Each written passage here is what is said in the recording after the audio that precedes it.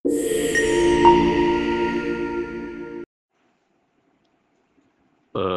dibanding dengan negara-negara ASEAN serantau, Vietnam, Thailand dan juga Indonesia, kita antara yang minimum 24% itu yang rendah jika dibandingkan dengan negara-negara ASEAN yang lain.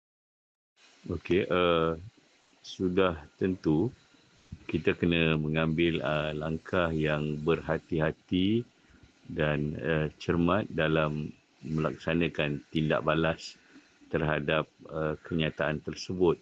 Sebab itu, seperti yang dinyatakan oleh PM bahawa kita punya dasar asas yang kukuh dan juga tindakan memberikan ataupun Tengku Zafrul menjadi ketua petugas untuk mengumpulkan maklumat itu adalah suatu tindakan yang perlu.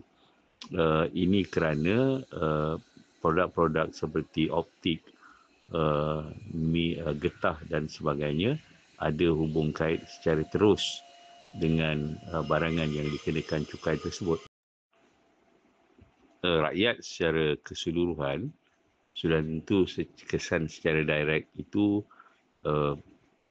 minimum, tetapi mereka yang terlibat dalam perindustrian yang ada kaitan dengan dasar yang dikemukakan itu, mahu tidak mahu tentu akan menerima kesan.